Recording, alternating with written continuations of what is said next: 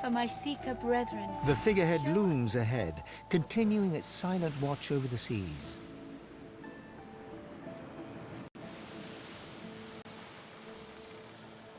The deck beneath you groans and trembles, like the ship itself is awaking from a slumber. A deep sigh emerges, unmistakably the sound of a living being.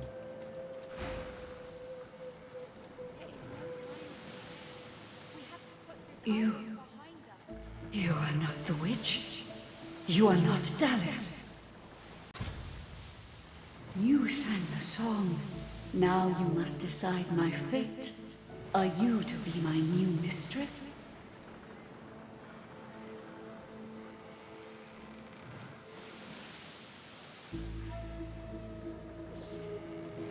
You honor me to embrace me as kin, despite my mutilation.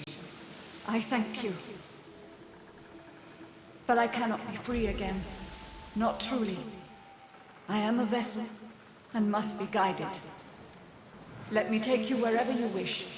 We can depart as soon as you are ready. Ask. I am here to serve in all ways.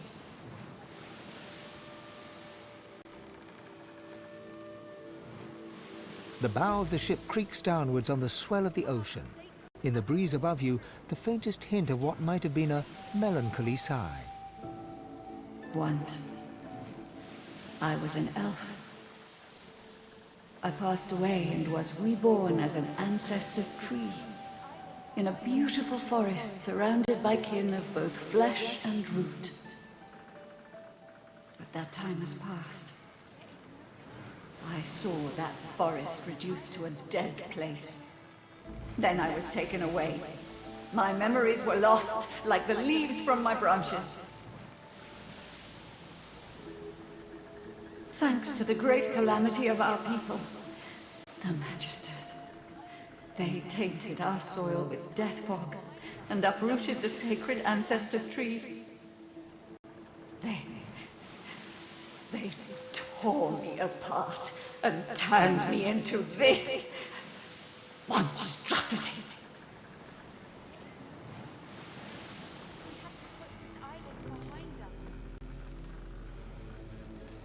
The ship's awake. Good. Is she ready to sail? No time to spare. We have to put this island behind us. A slow, toothless smile stretches across her face. To driftwood, then. Our sacred ancestor trees, turned into the slaves of warmongers. It most certainly is. Forward.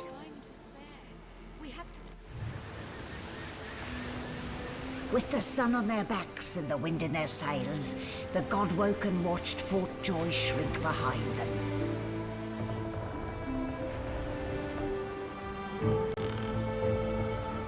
But their capture of the Lady Vengeance had not gone unnoticed.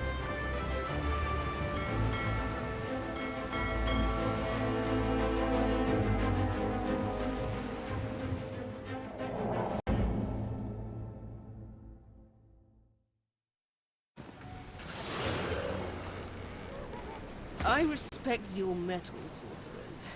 You steal my ship, kill my bishop, and ally with demons. But you have no idea what you're really dealing with. We are ready, mistress.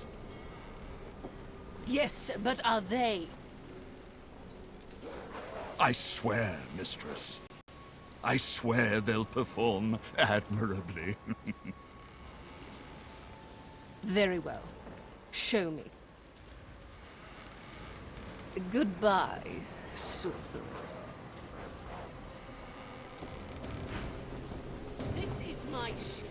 I won't see it taken from under my feet. You, act!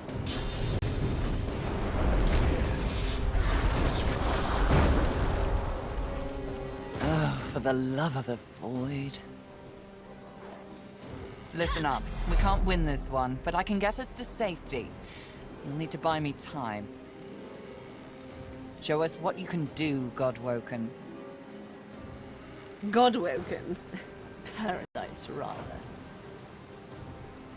I'll take care of it, mistress. Fight with such fire. Let's make it manifest. Stop that elf! Her sorcery must be silenced!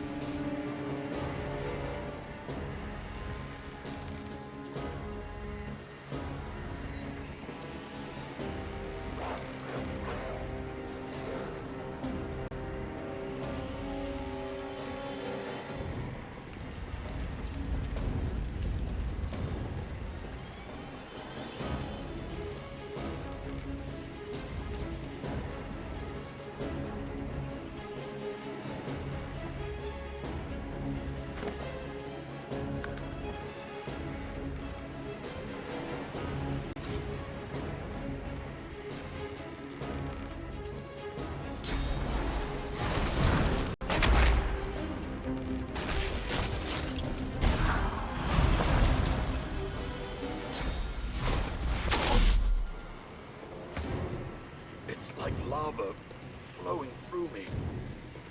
I can't contain it for long.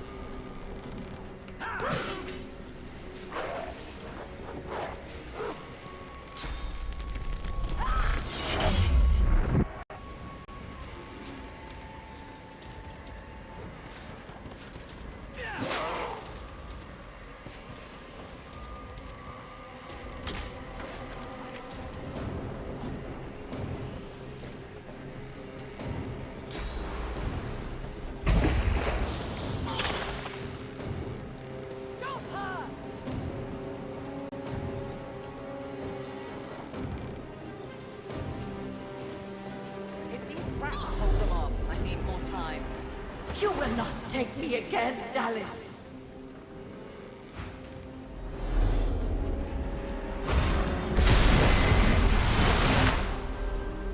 Here's a lot of explosiveness triggers.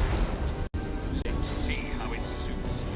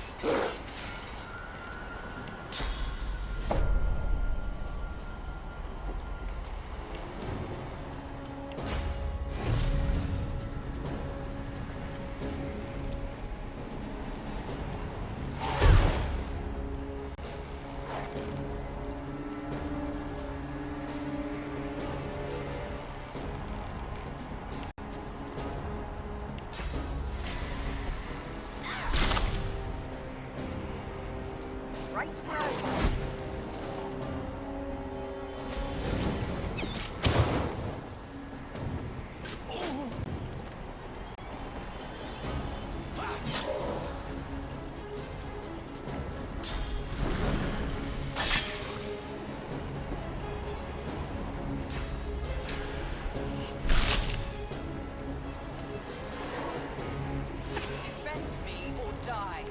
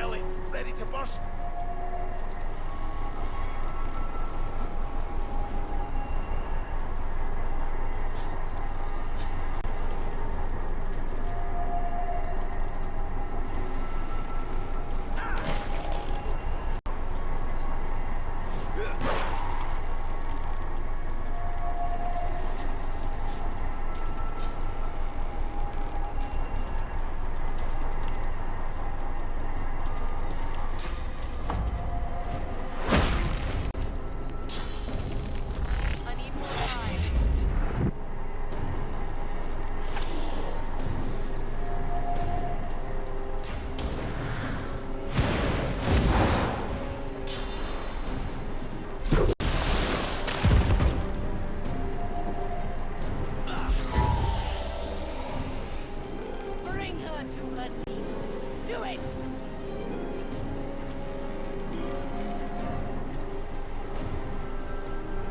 Damn.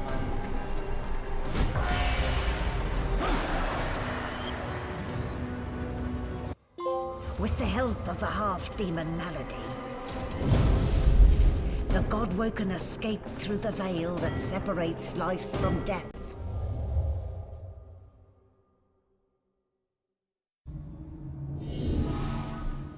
The air here has a familiar smell, like the place you grew up. Old memories begin to well within you, but the sweet sour smell of decay suddenly punctures them. A faint creaking sounds in the distance.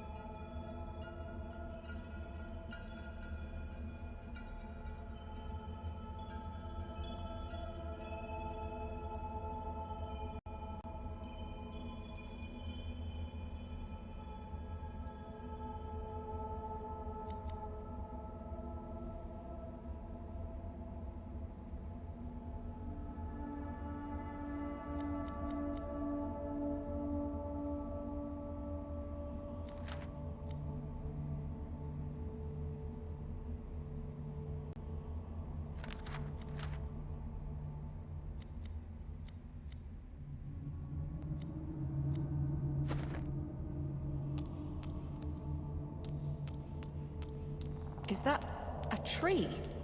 What's hanging from it?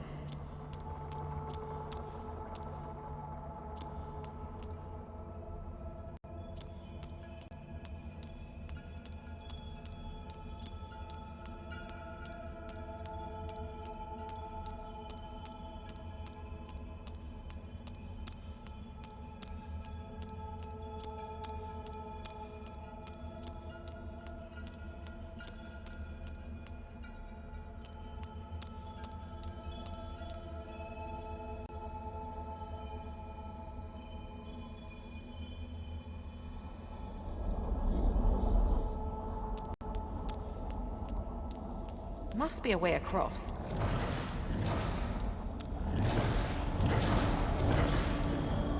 Tyr Sandilius, the gods, are they dead? How can this be?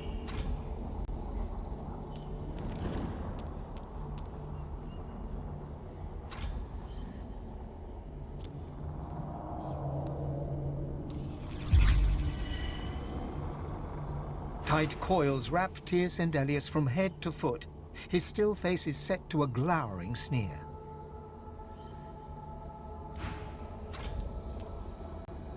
Cursed tendrils tighten around Zolstissa. Her lips are moving, but no words seem able to escape her lips. Ever-tightening cursed branches constrict the great dwarven god Duna. His eyelids flutter, and his face, bluish and bloated, nods. Before you hangs a great ethereal orc, his face twisted in a knot of pain as cursed tendrils constrict him.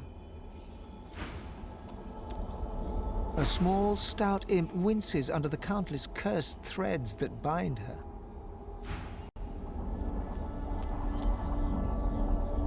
Amadia hangs before you, her face cut and bruised, her chest barely moving. You think you see a tear run down her cheek. You lean in. That's no tear. It's sauce. The shimmering liquid is seeping from her wounds and dripping to the ground below her. Ralik hangs limp from the tree, cursed branches constricting him, snake-like from foot to shoulders. His helmeted head hangs slack at his side, but a barely audible wheeze rasps from his lips. Hurry!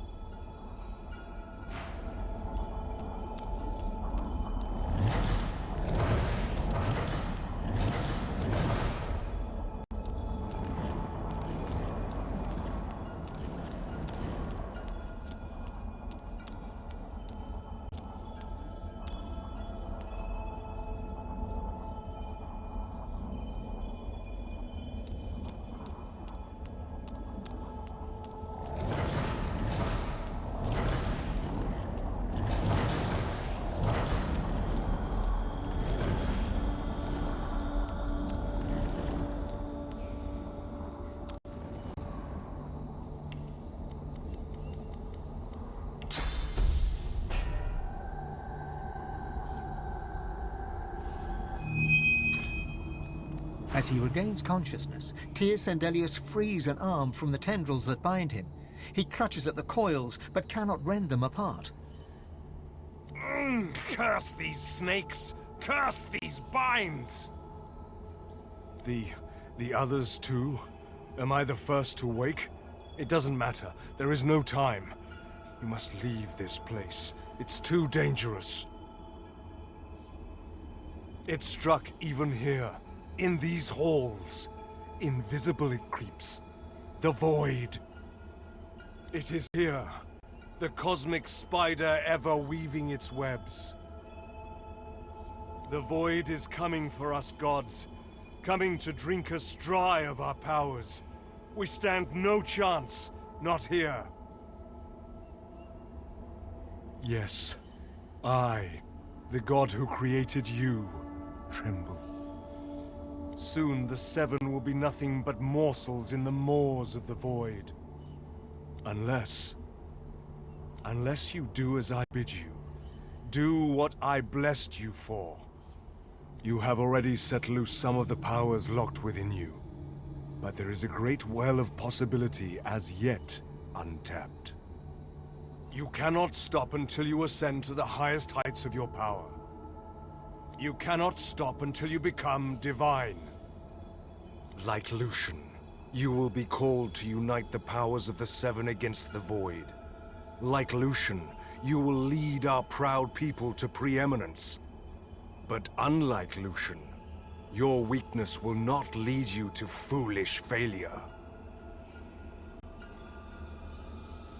Either a new divine rises, or the world falls prey to the void. One of the Godwoken must become the new divine, and that Godwoken must be you. You are my champion. So set off in pursuit of divinity. Good. Now hurry. Get out of here before... Hush. It's here. The spider's here. Run! Go! I will find you. I'll be in... White-hot cold pierces your heart like a blade. You are frozen to the spot. The burning cold pumps through you like a curse, and then...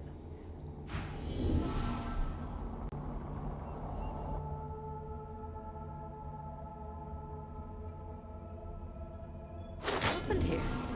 Where is everyone?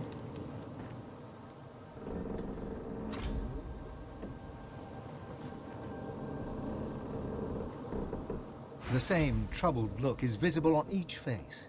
You've seen the gods beaten and defiled, strung up as a warning.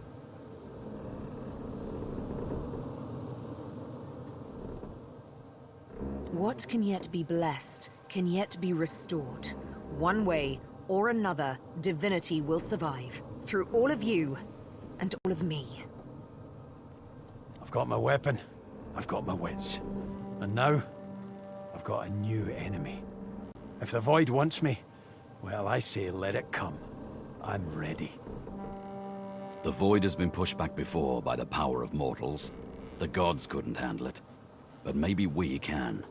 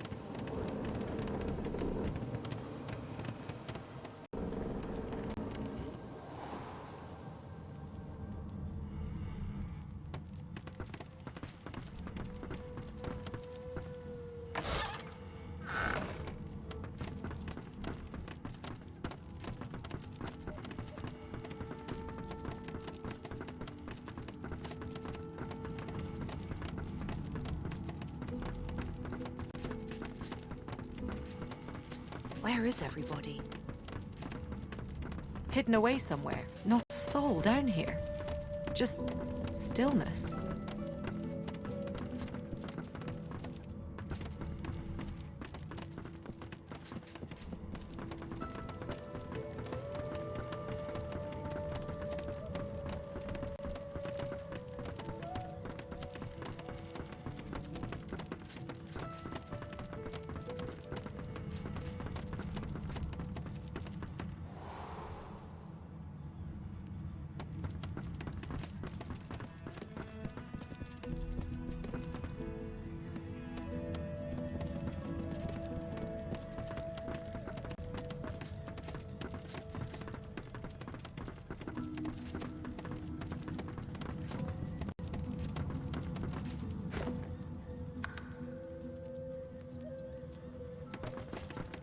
Where have you been? I can't keep this up much longer. We need to go.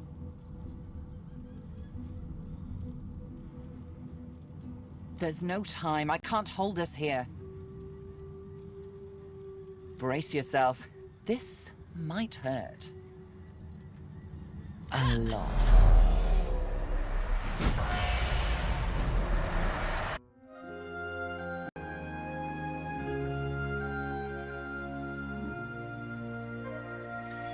The chill of the Hall of Echoes clung to the Lady Vengeance as it returned to the shores of Reaper's Coast.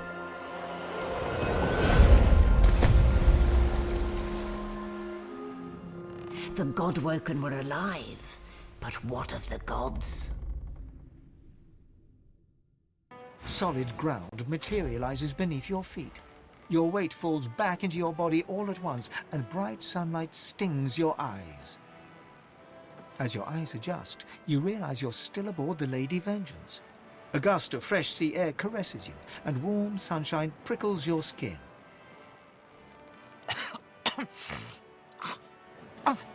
One moment, please. Just a moment. Malady explodes in a fit of retching that racks her body. At last, she sneezes and expels a glob of something shiny and silver onto the deck. It wriggles quickly off the siding and plummets into the sea with a splash. Better. Let's not do that again anytime soon, Well, we needed to escape, didn't we? So I took us the one place I was quite certain Dallas couldn't follow. I suppose you recognized the Hall of Echoes from those visions you'd had before. Realm of the dead, realm of divinity. I do hope you learned something useful on our little field trip.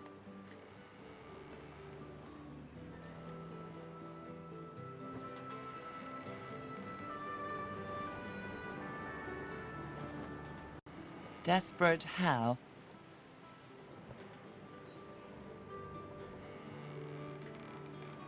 Oh, fine.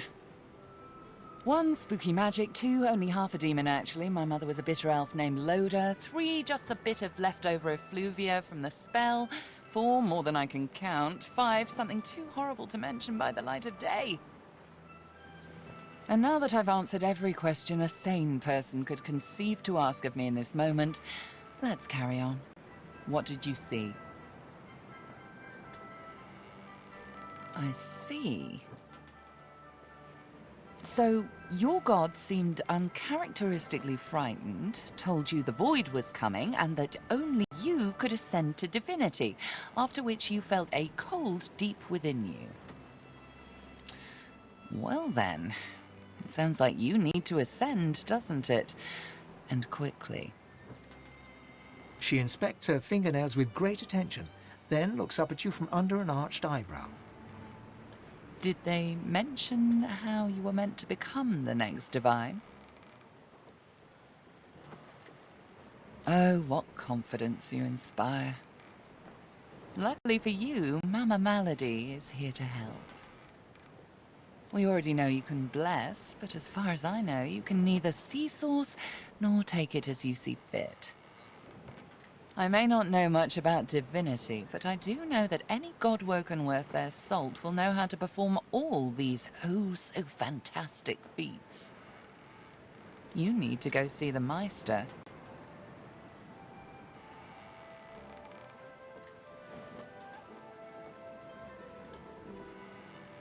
She's got one of those things in Driftwood, you know, the building where people go and they do things inside of it.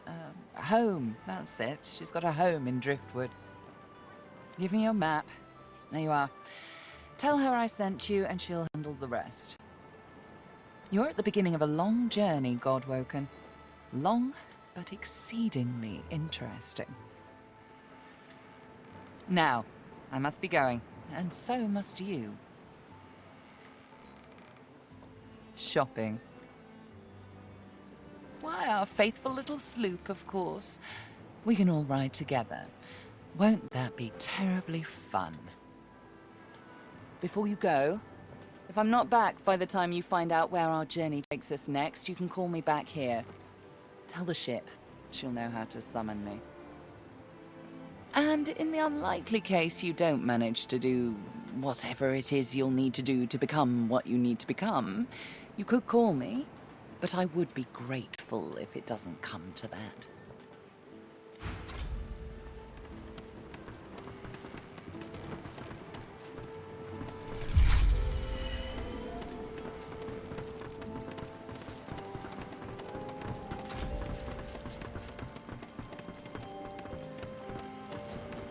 Hello again. That's twice now you've saved my skin. And I think it's time to start repaying the favours. I could fetch some stuff you need, maybe. Ma always said I was a great runner. Expert warriors for hire, all seasoned in combat. They won't let you down.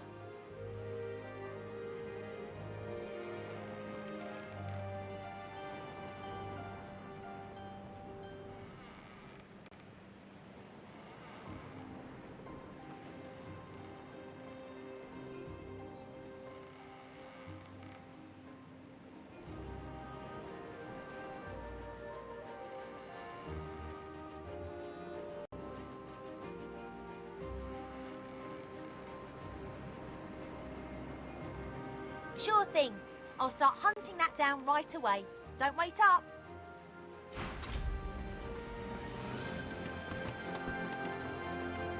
Hail, friend, and remember, in Lucian's love there can be no wrong.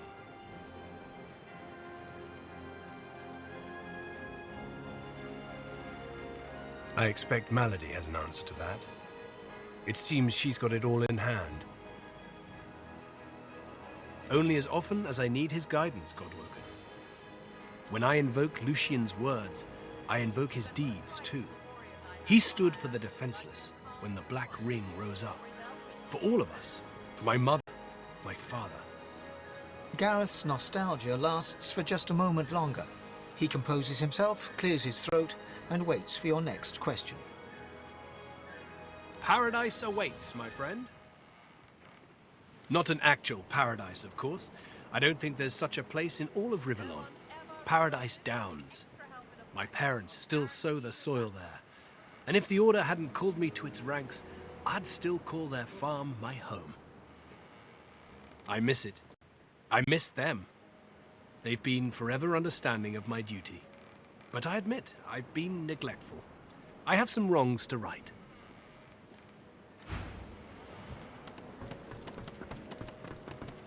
I've plenty of fighters for hire. Experts in Oh, I see you have a full...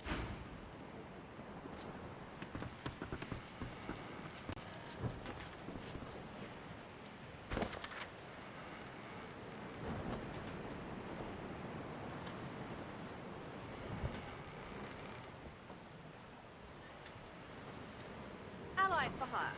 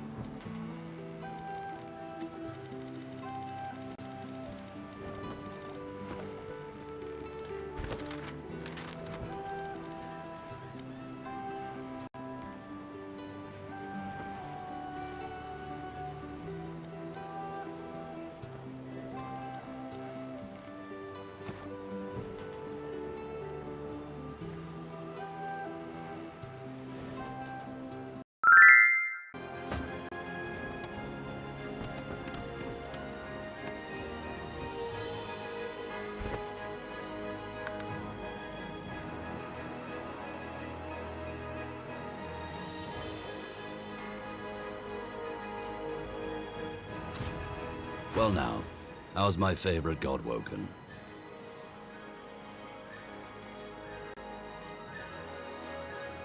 Ifan smirks and shakes his head. I'll spare you the tall tales we usually tell. When a new cub joins up with the lone wolves, we interrogate them. Then, a very complex equation decides their new moniker. I don't remember all the questions, but I remember enough to give you a lone wolf name if you want one. So tell me this, which of these scenes attracts you the most?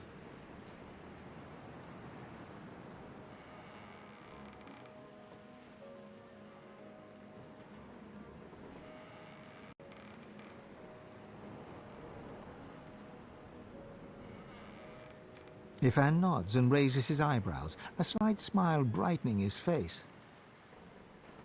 And then, target in sight, what's your preferred execution method?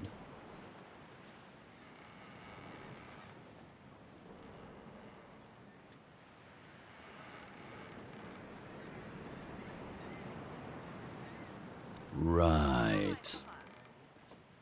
Ifan scrawls something on a little piece of paper and hands it to you. On the page in thick black letters is written Silver Feather.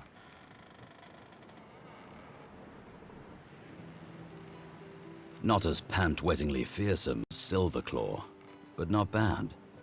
Not bad at all.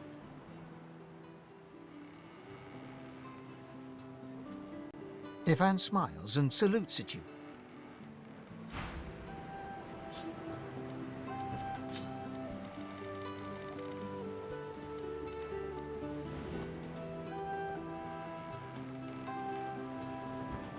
Not much of a landlubber, but sometimes I get no choice in the matter.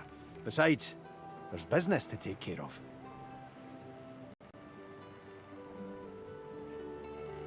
I don't know. I've never been one for worshipping. I always figured if Duna really existed, he'd show himself. I mean, am I really supposed to ask some invisible dwarf in the sky to grant world peace? Or give me a pony? Yeah, sounded like a waste of time to me. But, then he showed himself. He said he could help me free our people if I helped him. And I left with more questions than when I started.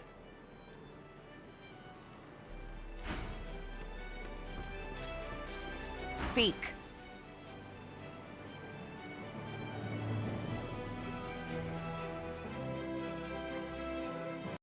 Huh. A tale of cloaks and daggers and daredevilry. Are you up for it? Wonderful.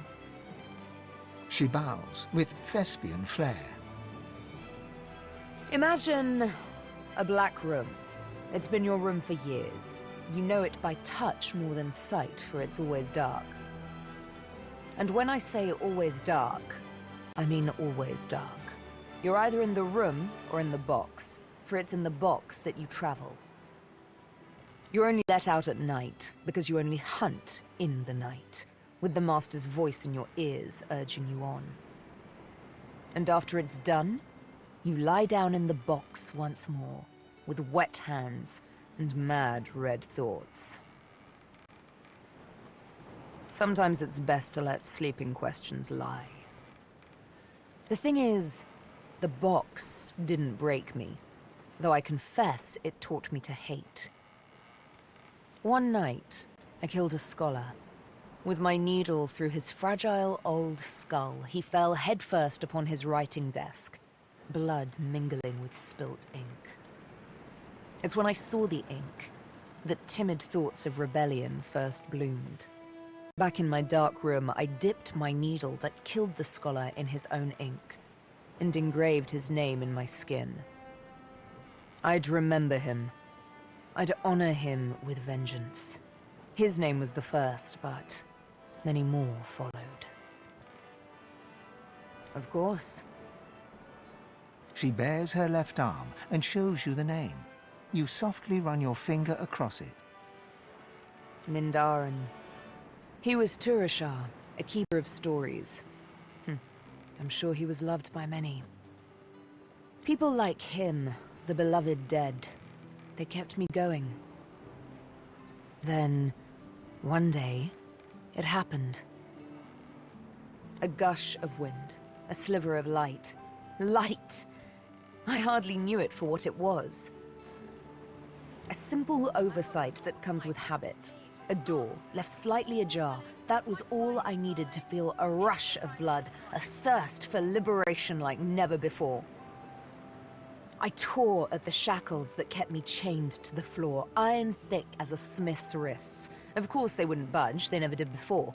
But now that I saw the light, something welled up inside me, a raw and undeniable burst of power. The shackles broke, and next thing I knew, I was free.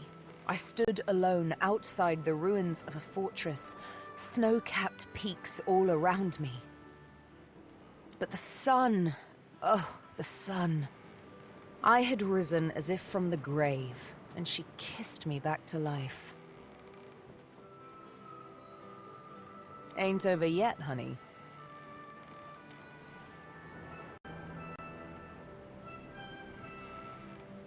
I was given my needle by the master. Guess I'm just sentimental like that.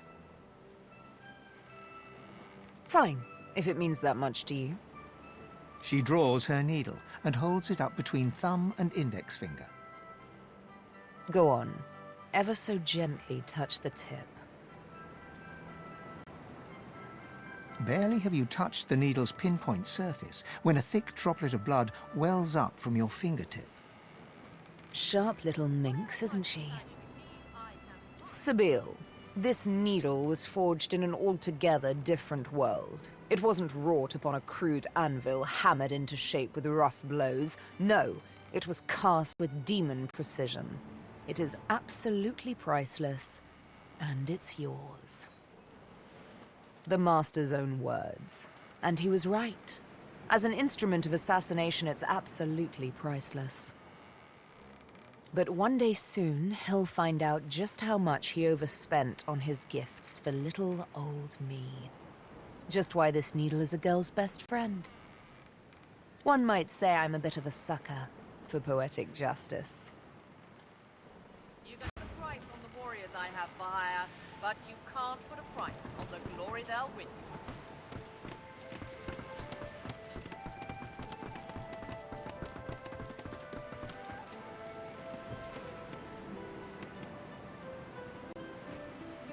Well now, how's my favorite god woken? Ivan smiles and salutes at you.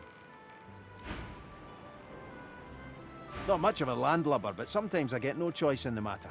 Besides, there's business to take care of.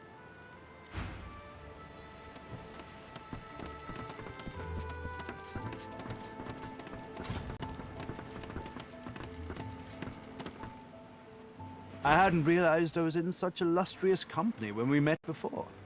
Most fascinating, the things I've been hearing about you.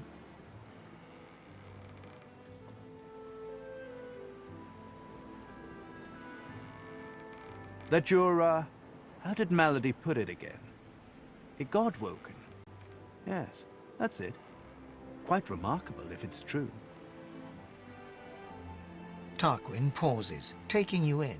Genial smile and calculating eyes. You make me sound so mercenary. No, I'm merely pleased to learn that my new friend has such great things awaiting her in the future.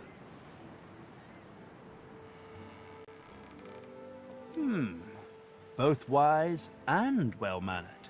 You'll go far, I'm sure. And I do hope I get to watch.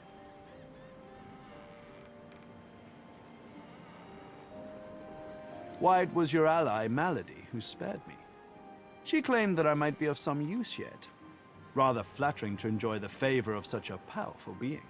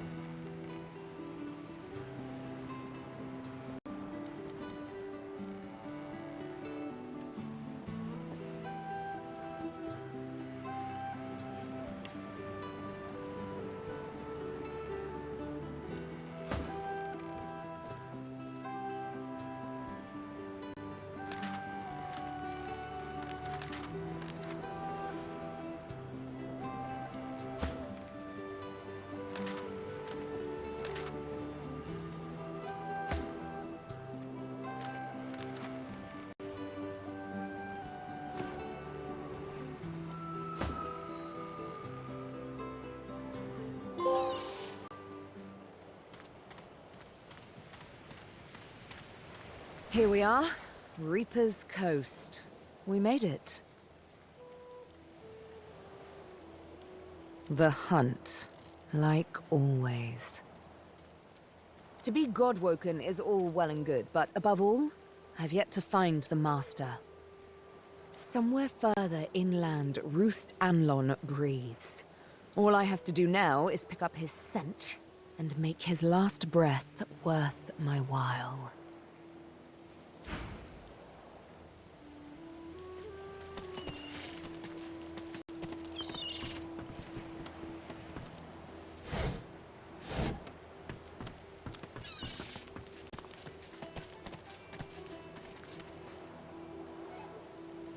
Not much of a landlubber, but sometimes I get no choice in the matter. Well now, how's my favorite Godwoken? Ivan smiles and salutes at you.